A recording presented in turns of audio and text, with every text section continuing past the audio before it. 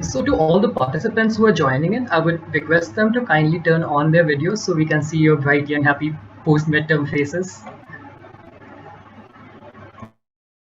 This is post-midterm for PGP2 or PGP1? PGP1. So we got done with our midterms like 1 day back. PGP2's had it like a week back. So kind of both of them. Okay. So in the interest of time, I would like to begin with the introduction. So to kick off our first GMLC speaker session for the year, we have a rather special guest with us. We often hear from our parents how tough it was for them to raise us, or in my case, even a nightmare, and the level of commitment it took to get us from crawling on our knees to the stage where we are at right now. On the same note, it is not hard to imagine how tough it may be to raise an organization of people from a nascent stage to a point where it can soar high. So for today's session, I'm honored to invite amongst us someone with over 3 decades of experience spanning across the globe, contributing to some big names like Mahindra, Shell, Sangambur, and General Motors, often as the first Indian employee to help Fortune 1 MNCs in setting foot and conquering the financial landscape in an emerging and growing Indian market. An entrepreneurial prodigy with a panache for identifying new businesses and restructuring them as appropriate. Someone who by his very nature has a proclivity towards making startups shine like stars.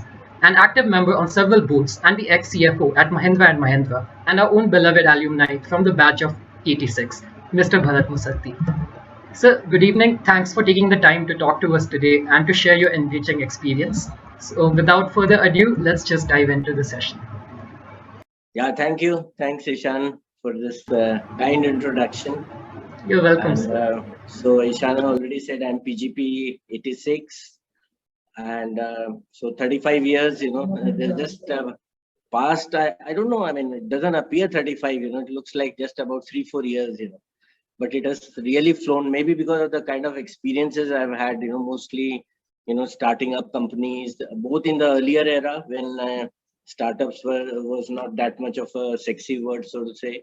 And, and even in a large conglomerate like Mahindra, I had the good fortune of associating with several startups right from scratch, and in fact mentoring them and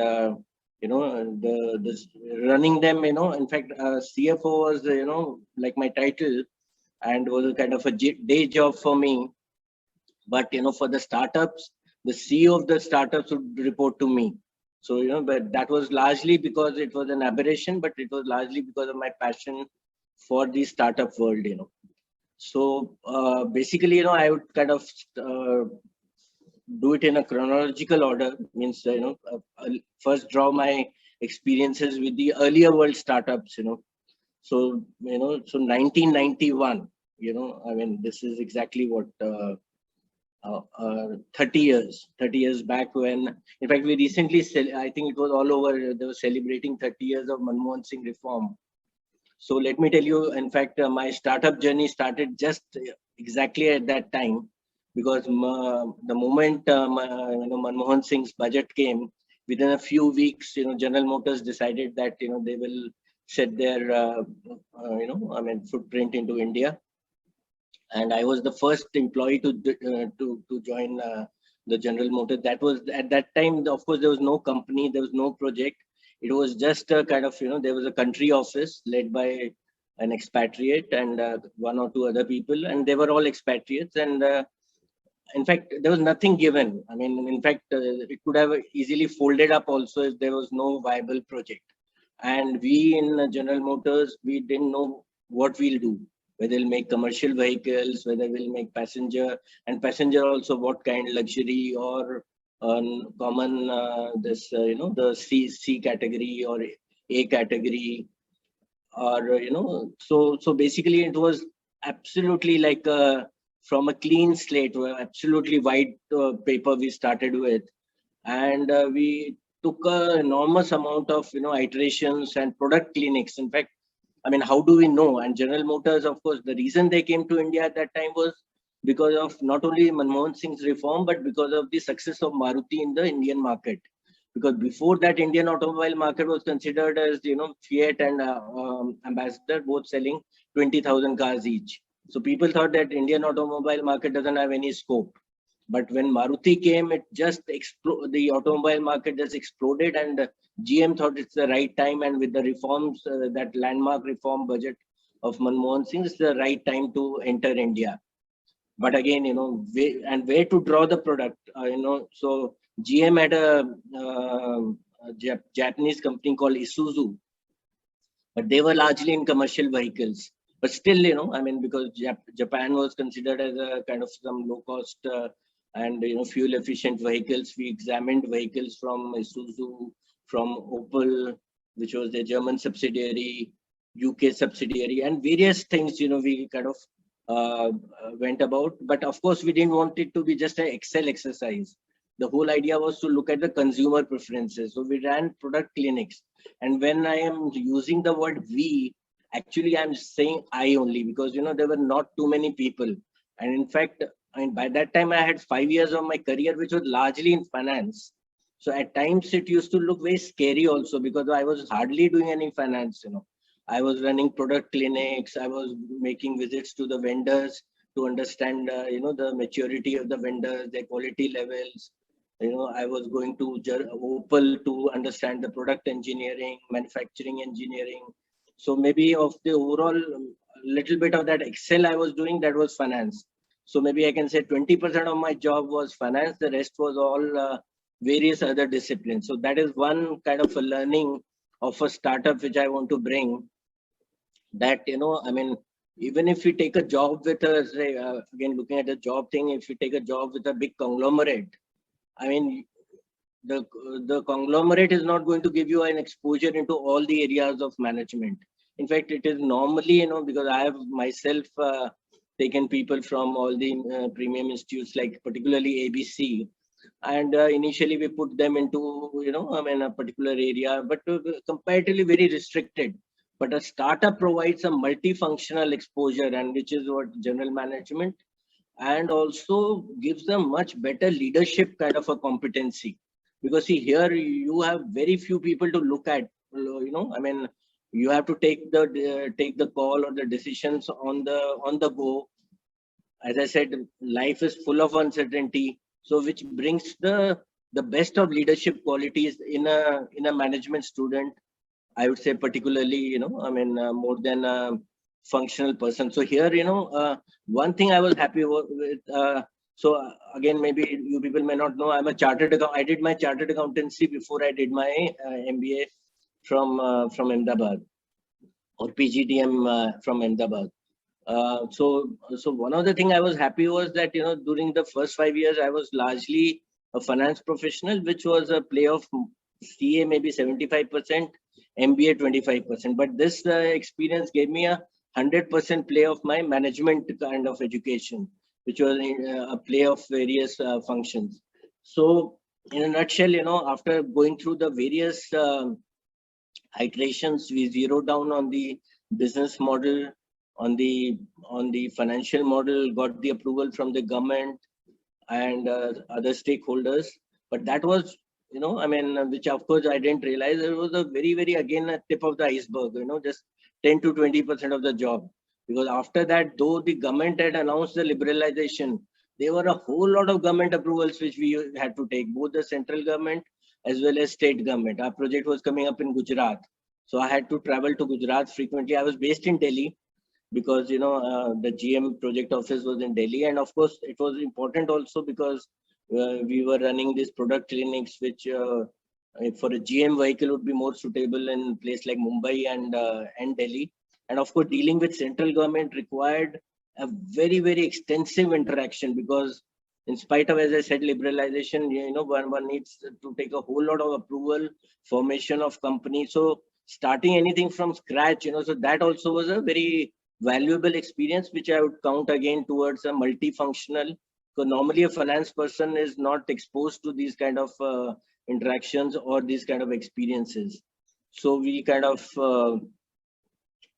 got over all those hurdles, and the company was formed. And after that, for the implementation of the project, I moved over to Baroda, where the GM project was coming. And I said, rather than being in Delhi, which was, it's better to be, because this is at the project stage. And again, it's a greenfield project. So I just didn't want to miss on the greenfield experience of setting up a project again from scratch. So that also was a learning of a lifetime. So we set up the project again, so it was slightly more structured. Then again, I was back to my comfort zone, which is finance. But I was at, at point zero, I was the first person in the finance department. And then, ultimately we had a 30% team, but each and every member of that 30% team were recruited by me. I mean, I was so like, passionate about it and so hands-on about it. So anyway, so we kind of, the production happened. So, that GM innings was from 91 to 98, which I would kind of say 50% at the project stage and 50% post start of production. And it kind of, both at the project stage as well as operation stage, you get, invaluable experience in terms of dealing with uncertainty, dealing with multifunctional kind of exposure. And, in fact, one of the learning was that numbers don't mean anything. In fact, I learned pretty early, because of this particular experience, that whatever numbers I kind of project or put it in an Excel spreadsheet, after, forget about 1 year, after about 9-10 months itself, those numbers are all redundant. You won't be able to even recognize this as who fool has made those Excel spreadsheets, So the thing is that, after that, I've kind of, when I became a CFO. So CFO, incidentally, I became after, because of this immense experience I had in the startup world, I became, after 10 years experience, I was a CFO, and with a little bit of regional role also. So out of 35 years, you can say 10 years was the corporate ladder, and 25 years I've kind of held CFO positions in various categories like CFO or finance director, or, a director of finance, whatever you can call it, But again, the CFO was more of a title.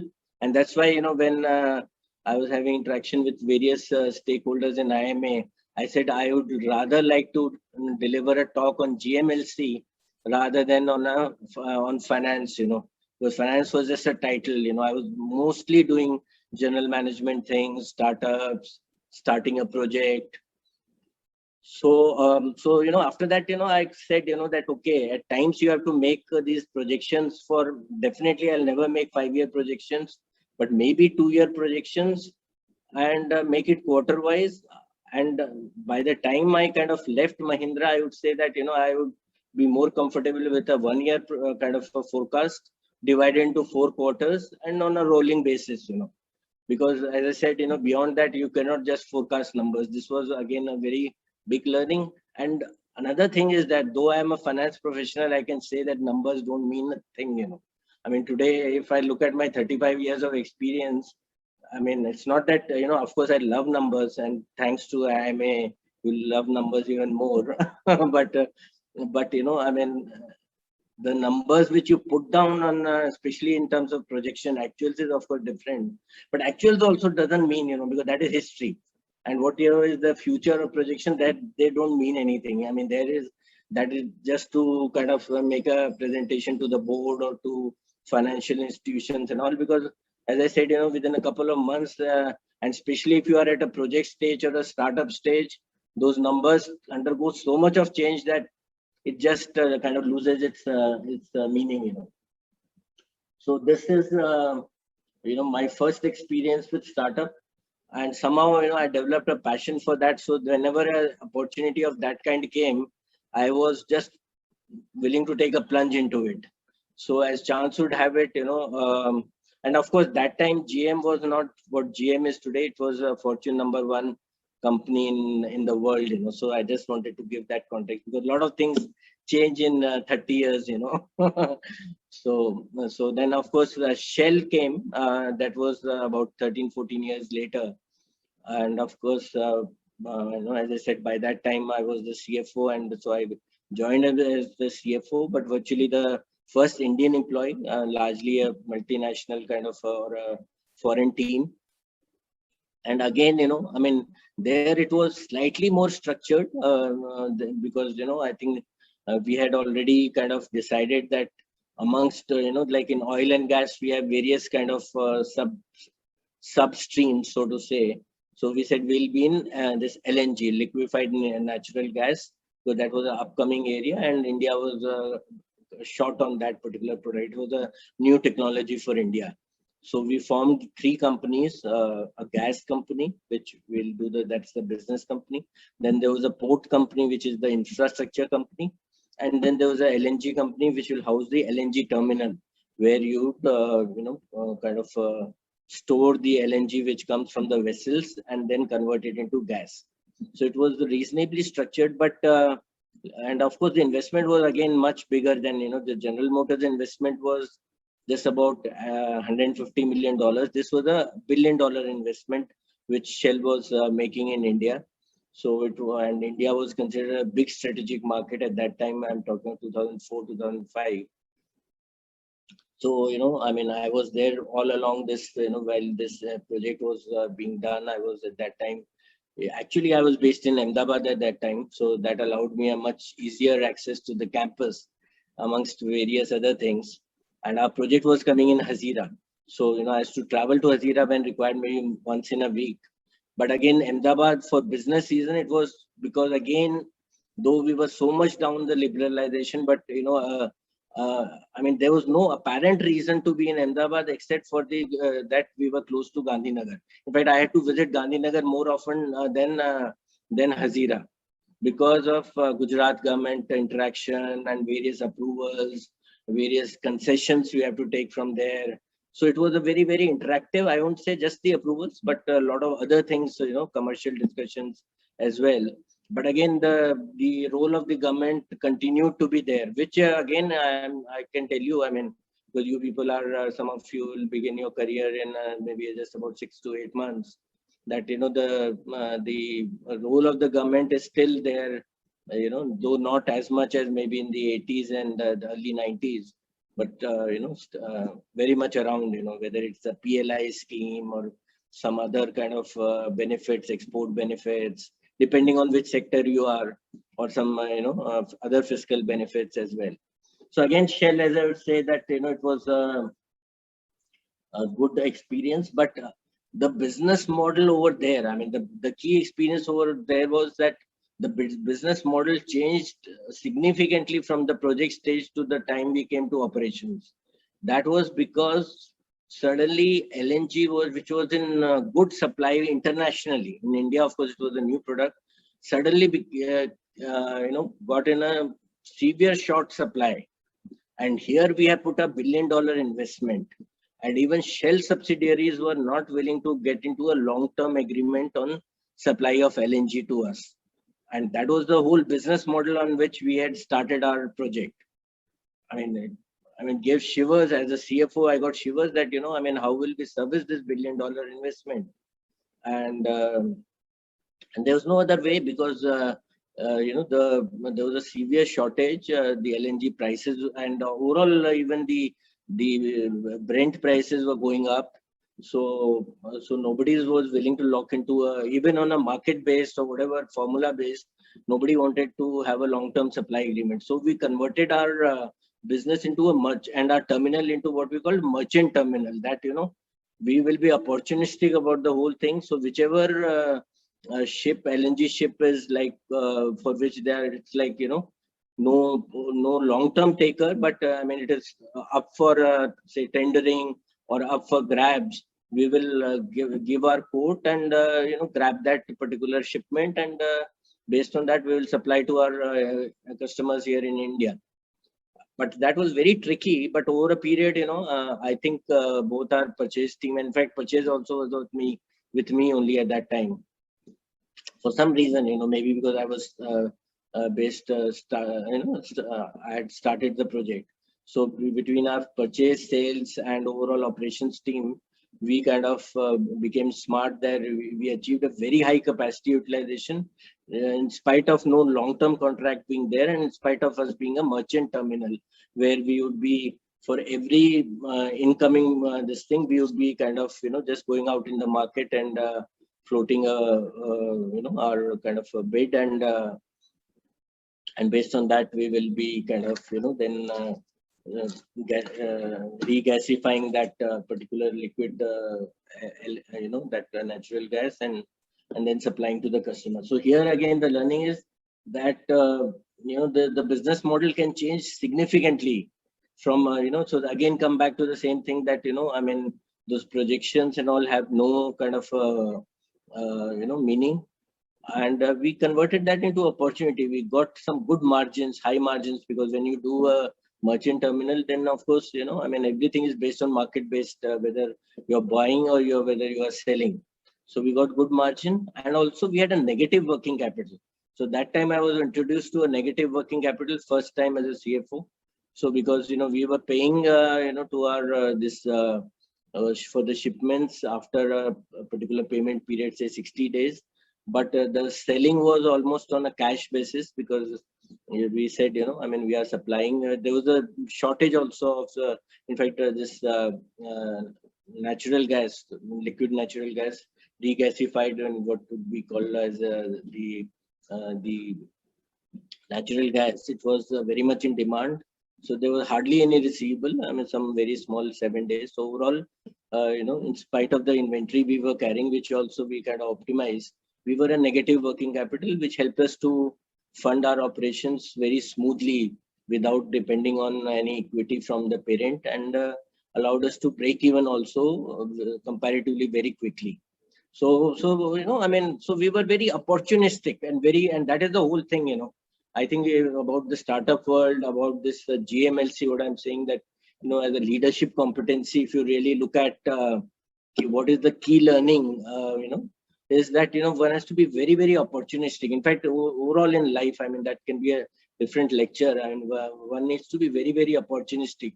What you are thinking today. In fact, when I was in campus, I would say that I would do a typical finance job, with the CA and an MBA in finance and IT. So I would do a typical finance job, and in fact, my target was to, because that time India was very, very conservative. It had not liberalized. So my target was to become a CFO by the age of 50, and I became a CFO at the age of 35. And frankly, I mean, I'm just confiding. I'm not told too many people on that. I didn't know what to do after that.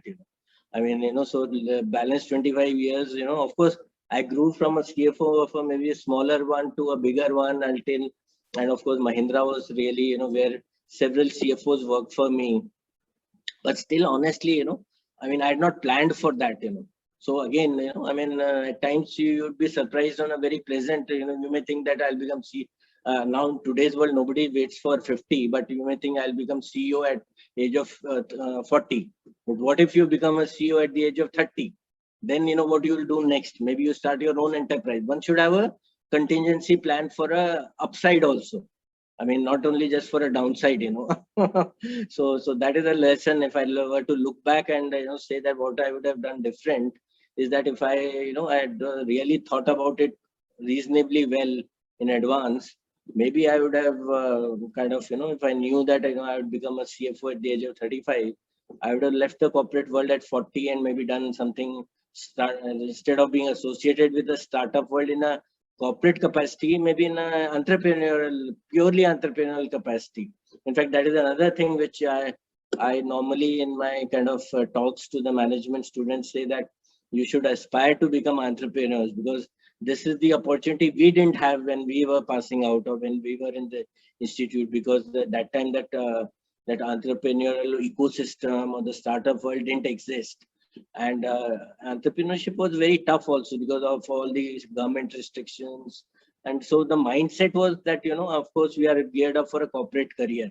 But today, I think one should always give it a try to be an entrepreneur. That would give your general management of exposure, leadership skills, a true experience. And let me tell you, even if you fail as an entrepreneur, I have hired a lot of failed entrepreneurs. In fact, I would say that failed entrepreneurs have done much better than experienced corporate professionals. So, and it's not my experience. I mean, you talk to HR. I mean, they will not say openly, but I mean, even if you fail in 2 entrepreneurship projects, say over 2 years or 3 years, corporates will lap you up, And I'm talking of the right kind of corporates, not very, very conservative corporate, because nobody wants to be in conservative corporates anyway. So, and of course, that holds true for Mahindra also. I mean, when we used to visit, and somebody would say that, I started an entrepreneurship venture and it didn't do well, and then I joined the campus. Or at times, even otherwise, through a headhunter, a person comes, particularly I remember, because I was the IT head also. Lot of in the IT world, particularly, a lot of people came say, I mean, we had started something on technology, just didn't work out. I said, just join my team. You are the right person for the team. So don't be worried on that part. So I don't know how we are doing on time. I think it's 5:30 already. But I quickly want to now fast forward to the Mahindra Group, where of course I was the CFO, largely for auto, FES, but got a very, a good conglomerate experience. But again, the real experience came because, of my overall exposure to the startups, when both Mr. Anand Mahindra and Mr. Dr. Pawan Goenka, who was our MD till recently, they said, given my experience, that I have the capacity and I should, in fact, kind of handle the startups as well. And Mahindra decided to get into this startup ecosystem in a, I won't say in a very big way, but in a reasonable way. And there I handled at least 3 to 4 startups right from scratch. And I said those were business roles, not CFO roles. And I must say that, those, again, right from scratch, turning them around, taking them to the next level. It was a, it was really a great experience. Much, I think somebody asked this question, this the quality of experience, because here in fact, I was running the startup, and given the size of Mahindra, they had given me a lot of freedom to do that. So it was virtually like I was running a business without taking the risk of actually running my business. So I wouldn't say best of both worlds, because of course, I mean, I still think, that a better world would be where you do your own startup. But still, it gave a very good combination of a corporate job as well as a startup world.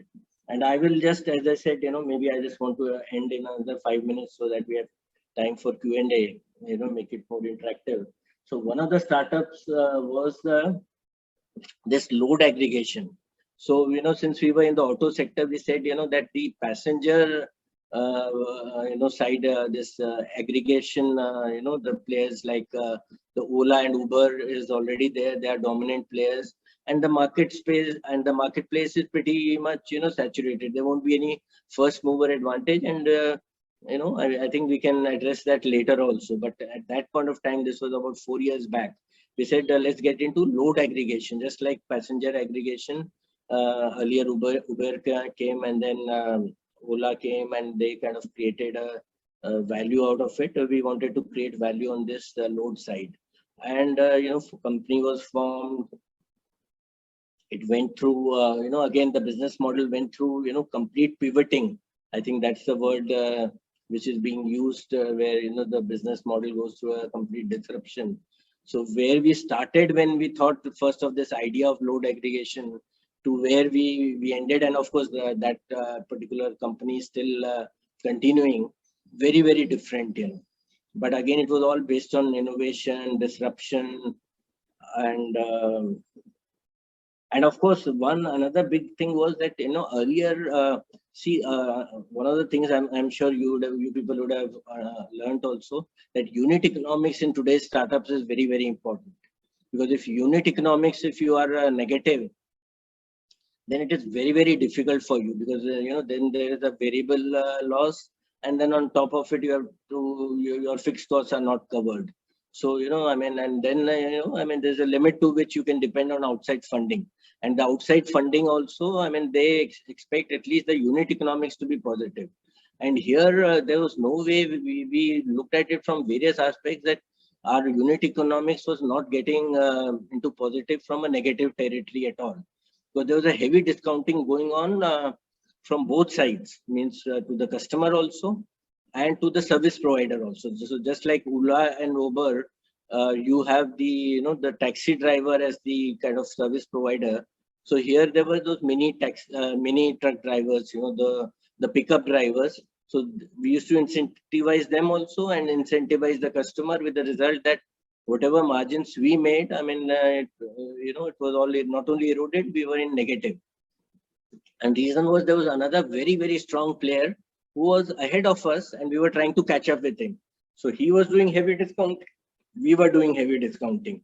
And these were real, entrepreneurs. I mean, they're from IIT Mumbai. So like, just like Bhavesh Agarwal of Ola is, I think he's also from either IIT Delhi or IIT Mumbai. But, those typical techies, from IIT who started this startup, and none of us would yield any ground. So we decided to merge with them. We said, okay, we will forget for time being that we are Mahindra and or whatever. We will merge with them on most equitable basis. We appointed Ernst & Young to do the valuation, and we did a very, very fair merger. And with the result that Mahindra equity in the combined venture was just about 40%. But despite that, let me tell you, the resultant venture, of course, was much better and much bigger than the sum of the two parts, what the individuals were doing. Because one, we had stopped discounting completely, both to the customer side and the supplier side. So our unit economics improved drastically. And, we came closer to break even and ultimately broke even also. And with the result that PE started showing interest, our valuations went up, and valuation went up significantly. I mean, I cannot, the entity is still, it's not a listed entity, but still very much there. And I'm also a shareholder in that entity. So, I can see my own wealth increase substantially, but the valuation went up significantly, and it was because we did again a very, very opportunistic thing, and we didn't bother about the fact that we are kind of merging with a 27-year-old IIT guy who's not even married, and he's running his venture very, very dynamically. I mean, I would say nothing less than Bhavesh Agarwal, or I mean, any of those. I mean, Bhavesh, I'm saying because he's in Ola, and we have interacted quite a lot with him because we were supplying electric vehicles to him. So now he has started producing his own. Right now, of course, two-wheelers only. They have just bought just introduced a electric two-wheeler. So very dynamic person. But I'm just using as example because he's the closest to the automobile industry. Otherwise, the whole startup world is full of such entrepreneurs. So again, just to sum it up, I mean, basically, you have an entrepreneur mindset, deal with, and have a huge, huge appetite to deal with uncertainty, and that will bring out all the general management kind of a play, and improve the and sharpen the leadership competencies in a very, very big way. Otherwise, of course, we can talk much more in detail about it. But one thing, I would not kind of, I would end, before ending, I would kind of draw the comparison is with cricket, which Prabhu sent me. In fact, I never, Prabhu, I never correlated this to cricket, but thanks to the note you sent me, it is very interesting, So he said that the earlier world startup, which I just mentioned, General Motors, Shell, it was like test cricket, and the today's world startup is like T20. And they said, so do I think that the comparison holds? In a way, it holds. I mean, may not be completely. And which one I like? In fact, just like those multi-format cricket players, I like I like both the formats. But one thing I would say that what T20 has done to Test cricket, which of course those who are in cricket, I don't have to tell much, but it has improved the quality of Test cricket significantly. Earlier, about 250 runs in a day was difficult. Now more than 300 runs is reasonable. In ODIs, again, 250 was a score. You think it's a par score. Today, 300 also may not be a par score. So it has brought about a sea change in the cricket. So similarly, in the corporate world also, the growth rate earlier, we used to have a Hindu rate of growth, 5, 6, 7% growth. And people were okay because I have myself seen it, And now, people, even 10% growth is considered subpar, suboptimal. People talk of 15 to 20% growth. EBITDA margins have improved. People talk of much more efficient working capital management. So it has brought about a lot of efficiency and the robustness into the corporate sector compared to what it was in the I'm not comparing with 70s. 70s was even more dull, but compared to the 80s, or even the 90s, the overall robustness of the corporate sector, which is one make compared to the test cricket or the earlier world, is much better thanks to this startup this thing. But and of course startup has the your size grows up many X times, your valuation goes up many X times. I mean, you people are aware that the Zomato listing, the valuation of Zomato was higher than several established names and companies which have been there for decades or maybe half a century. So of course, so that is the kind of the overall kind of a comparison between today's startup and the earlier startup. But definitely, it's not just a competition. Just like I said, no, we collaborated with our competitor, we merged with them. So it's just not a competition. I think it has rubbed off on the corporate sector in a big way, and that's why we are seeing the Sensex also going past 55,000 for which is beating the wild expectations of a lot of bulls also, except of course Rakesh Jhunjhunwala, but he is of a different breed. But again, of course, so I'll end with that and invite, we can make it as I said, some of the people have not shown their faces, they can do that, and we can have an interactive session wherever you have a question or any other query.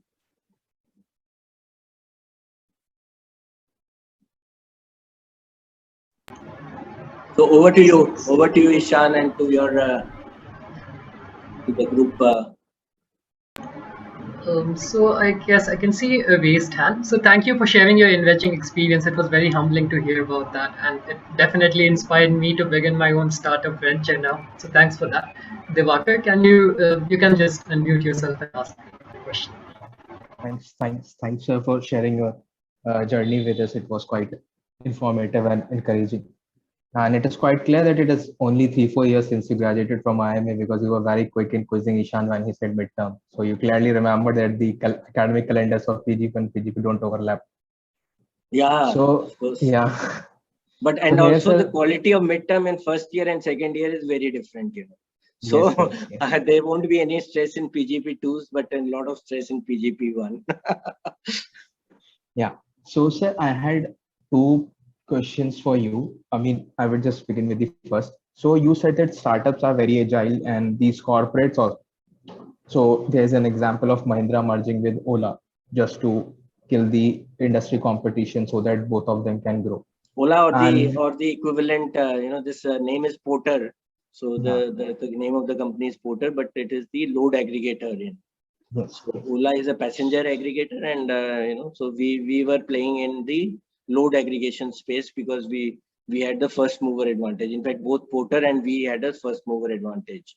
And after we merged, then we were virtually like a monopoly, and that's the reason why the ventures valuation improved significantly.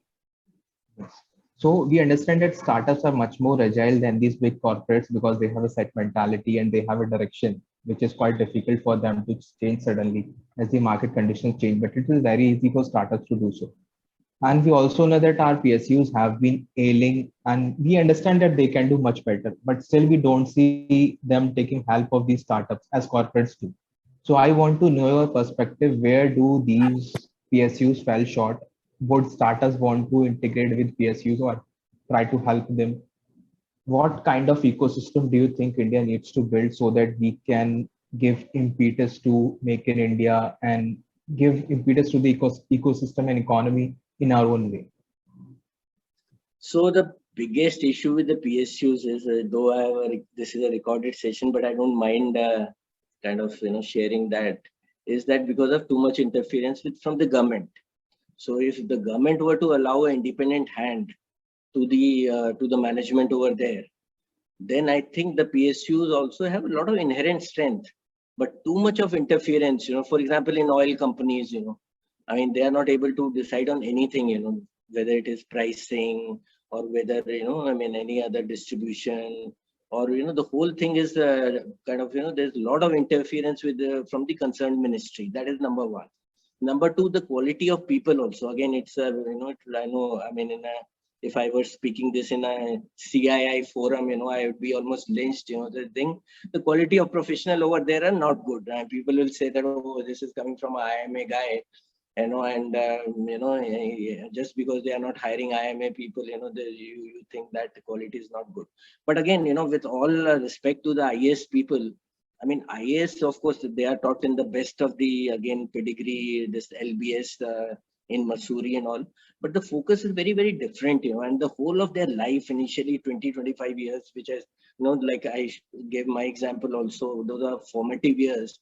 They are what? They are there as collectors, district magistrate, what is the biggest currency? I mean, if we were to use that word currency, the currency is power. The currency is authority. Not about bringing any efficiency or professionalism.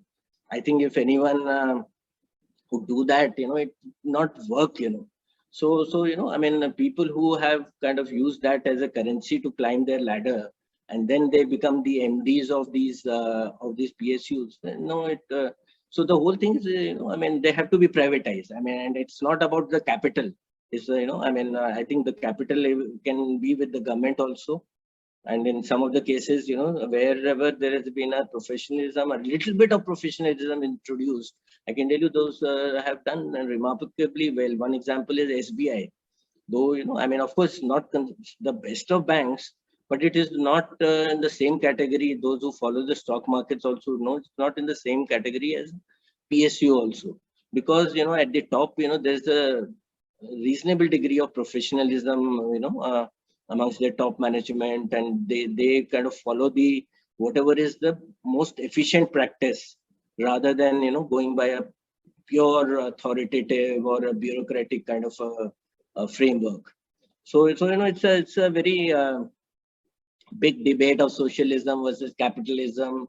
So of course, I do not kind of I don't vote for crony capitalism, which of course also at times has its own benefits, but at the same time, socialism in a business enterprise doesn't really do good. So as I said, I mean, maybe once, I don't know whether I'll be able to come to the campus this year, but if we can have a discussion, like offline on. Why PSUs don't do well. Sure, sure.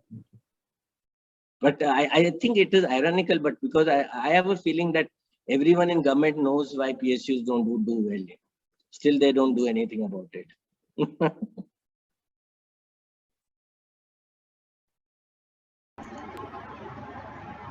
Yes. Any other question? If I can take the opportunity to ask the second question. Yeah. So my second question to you is, sir, we see that Tata is building its own market ecosystem where they have integration. They have been acquiring many companies just to build their own platform where they provide everything. Reliance is on the same track with its JioMart and everything. So do you think Mahindra, being such a big conglomerate and have everything, do you think Mahindra coming up with such a similar structure in the recent times? Yeah, of course. We are kind of looking at, getting into e-commerce in a big way. In fact, because of time, and I was telling Prabhu also that, whether we can break it into two, but he said right now, because of paucity of time, you people are so busy with your midterms and then your placement season. Particularly for first year, the summer placement will start, and then a whole lot of other things.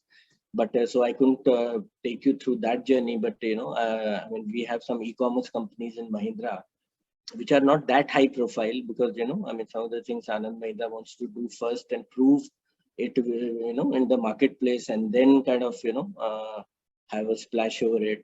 But we in fact, I personally started an e-commerce company where we're selling our vehicles on the e-commerce platform, and we started with almost a 2% share of the business. And right now we are at almost 30%. 30% of our vehicles are being sold through this e-commerce route. So definitely, I mean, Mahindra is, and today if you are not into that technology domain, or you will be left far behind. And of course, Mahindra is very clear. Of course, we are not in those sectors somehow, I mean, for example, Reliance is in terms of like telecom, and Tata is in terms of those, those retail and such kind of, consumer kind of categories. So Mahindra has consciously stayed away from consumer and pharma and telecom. So some of these sectors are not there. But whichever sector we are doing everything which is required to make use of the concurrent technology.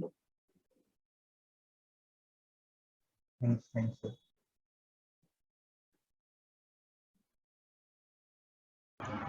So in the recent times, we have seen a lot of technology, in fact, automation being leveraged to fast pace the development of startups. So in terms of creating value for the stakeholders, how relevant is it to use automation as a job enabler rather than taking away some of the jobs? How do we make sure that we do create value for all the stakeholders? Yeah, I think unfortunately, this automation is the only way to go forward.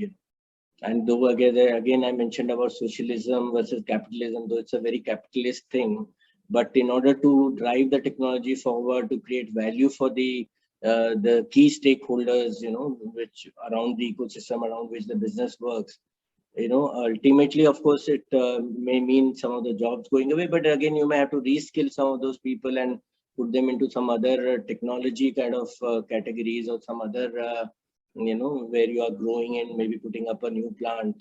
But there is no going away from automation. So like industry 4.0 is one of, in manufacturing domain, industry 4.0 is one of the key automation kind of projects with most of the manufacturing companies. And Mahindra is at the forefront of industry 4.0 in terms of adopting it for our manufacturing plants and taking automation to that level. And even for our e-commerce company, so I was telling about this e-commerce company where we have we use data, just because just to get into that kind of growth, where we moved from almost 2% of the total share of business of Mahindra to almost 30%. We had to use data analytics in a big way to focus on the key prospective customers, and also use artificial intelligence also. In fact, we use voice analytics, because I mean, so there, for example, there's a conversation, because everything is being done, of course, on the over the voice or audio visual. So through the I mean, you do a voice analytics, and based on that you classify your customer as hot, warm, or a cold kind of a prospect. So even if the customer says I'm very excited, but if the voice analytics says no, he's not excited, he's just wanting to maybe I mean, just gain some more traction, you just say that it's a cold this thing. And similarly, somebody is maybe slightly introvert, is saying, oh, I'm looking at it, but then you probe it further, and it comes that the person is can be converted into a potential customer, and the overall voice analytics is maybe not hot, but can be converted into that. It's a warm kind of a distinct feeling, gives that the person is really in need of a vehicle. Then I mean, you pursue that customer. So I mean, so proper voice analytics was done by our own IT team in-house to enable the kind of the improving the conversion rate. So there's a conversion rate, and which drives not only the economics, it drives the volumes also, and gives you the top line, and also allows you the bottom line also, because the leads, at times you have to buy from the market. So the leads you buy it from the likes of these e-commerce company like Cars24, though it's a used car one, but then there are other ones, like I mean, there's several one which are going around. So they will give you the leads, which people are kind of approaching their platform or giving the call to them, and then you filter out that lead and do your voice analytics and improve your conversion ratio, that actually helped us to break even. So what I'm saying is technology, just e-commerce will not help. Applying technology, whether it is data analytics, voice analytics, artificial intelligence, machine learning, all of that you have to use extensively if you have to get ahead in. And there's no two ways about it. And we just cannot again go back to socialism, that since it is taking jobs away, we have to kind of go back to the earlier routine. Can't do that.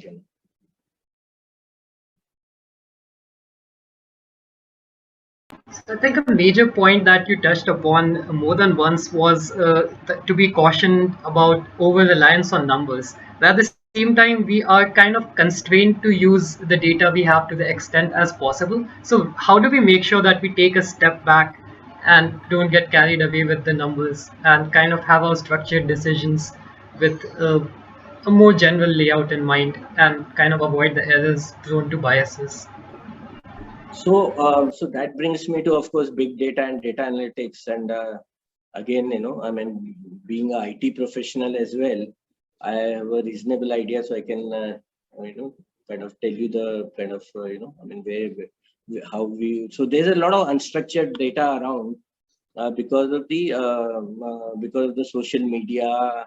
And social media, of course, is the largest contributor, and various platforms we have, the e-commerce platforms, where people want to even, all this, whether that's Amazon, Flipkart, they have a huge data on consumer behavior because of this unstructured data. And if this unstructured data, if you can convert into structured data, that's the whole thing about data analytics. That's the whole data analytics about. So that data is very important, because from there again you will again get insights into, like, about your demographics, what kind of customers would go into e-commerce buying versus the physical buying. In fact, at times it may throw a lot of surprises. In fact, I am sharing some of the surprises we got, that in for B class cities, the internet buying phenomena, or the kind of the was much more over there, and there was very less resistance, I would say, or a mental resistance or mental block to e-commerce buying. And that was coming very plainly. The data was speaking on that, when we did the data analytics on that. And that's why we quickly shifted. I won't say shifted the focus, but we kind of increased our span to B class cities, and the results were very obvious. There were a whole lot of B class cities where we could get these e-commerce customers who would buy vehicles. One, of course, they would buy through the e-commerce route, but that exposed them to vehicles which we thought that, they would, for example, XUV, XUV 300. We said it's a primarily urban vehicle. Bolero and Scorpio are rural vehicles. So all that mindset got changed once you look at the data. So when I say the numbers, this thing, so the current numbers, the numbers you have, that is the king, today, so don't mistake me. I am very thankful to you that you have kind of raised that question, and so you have allowed me to clarify that the current data, that is the king. Data is like a new oil. I think several data analytics firms say that, and I don't contest this thing at all, because that is the one which will give you the edge, and then, of course, not only in business. Why did Modi win the elections in 2014, or more recently, why did Mamta win the elections in just about 3-4 months back? What is so great about Prashant Kishore? He just works on data analytics, in a very big way. He's got a full team, almost a full back office, which works on technology and data analytics and machine learning, and just to see what are the trends and how to use that data analytics to your advantage. And that is the thing about marketing and survival of whether it's startups and old world firms also. What I am kind of cautioning is, there was a tendency, you people may not have been that much exposed to it, but people from our era, there would be tendency to kind of on an Excel spreadsheet, make like 5-year projections and which every finance professional was, whether it's a chartered accountant or whether it's an MBA, was very fond of. You make some assumptions about various things and come up with a neat set of numbers, 5-year projections, and out of that you come out with some analysis of IRR and PV. I know some of that is still being done because the P's want it and all, but today they are looking at a very different way of valuing firms and just Excel spreadsheet. So what I'm saying, those kind of projections, and then that became like a a format for the business plan for the company also. So the companies who start with a 5-year, then of course it shrunk to 3 years. Now it is 2 years. But what I'm saying is that year 1 is relevant. Year 2 doesn't become relevant. So I'm talking those projections because the world is changing so dramatically every 3 months, every 6 months, that those numbers lose their significance. But the current data which you pick up from the data all around you, with not just social media, but the purchasing behavior of whether it is the millennials or the old people. Today, in fact, the old people do much more e-commerce buying, much more e-commerce buying, as much as maybe the youngsters, maybe people in the middle age kind of a thing. Middle age means not exactly the middle age as we know, but people who are in thick of that corporate life, they don't have time, and maybe not the mindset also. They would kind of allow it to be done by either their kids or by their parents. But you would find that but they are the decision makers now. So you have to target whether it is your ads or brands or any other marketing campaign. It has to be focused on the kids who are because once, suppose I am the bread earner, I'm 40 years old, but I delegate it either to my 20-year-old kid or my 60-year-old or 65-year-old dad. They are the decision makers, and they do a whole lot of this e-commerce buying, and that is what the data tells you, when you look at the demographics. So data is very important. The projections and all which you build, and you are so you burn the midnight oil to kind of make those projections perfect, and then you make an analysis also versus that projection, that what was the variance against that. I think finance professionals amongst you know that you make a variance analysis and explain that variance and all. I said that is largely non-value added.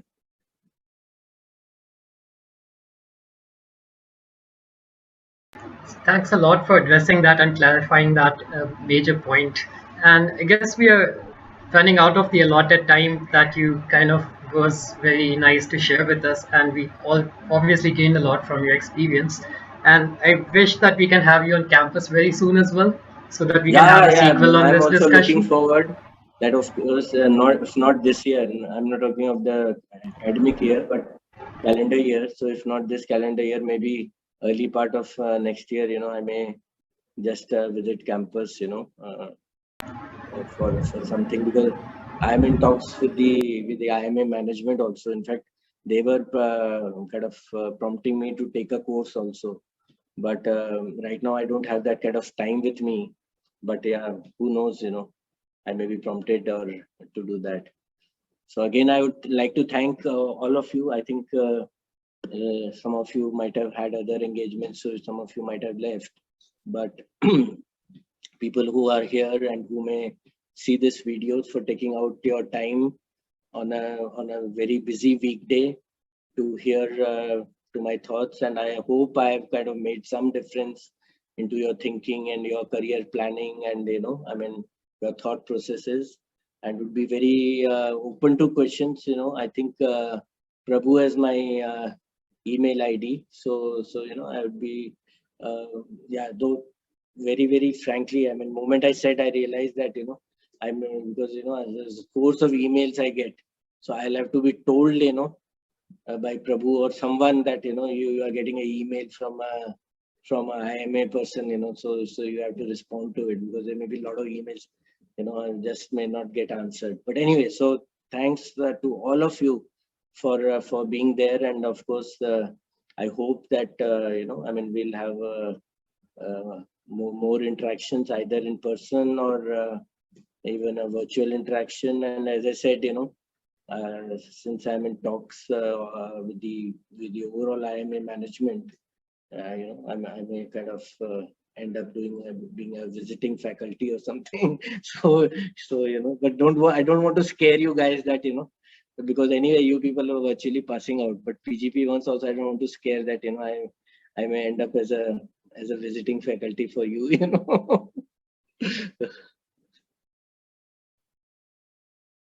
So to kind of wind up the discussion, since you have like an experience which spans such a huge era and you have seen crisis, I guess, multiple times, do you have any generic suggestions for us in terms of staying relevant through the times in our journey up ahead?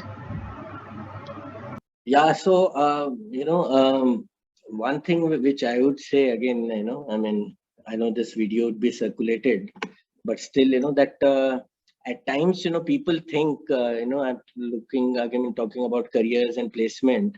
People think that large groups, particularly on this, since it's a GMLC platform, that large conglomerates, whether Tatas and Birlas and Mahindra and Reliance, they offer great careers. They offer, but that was in the earlier world.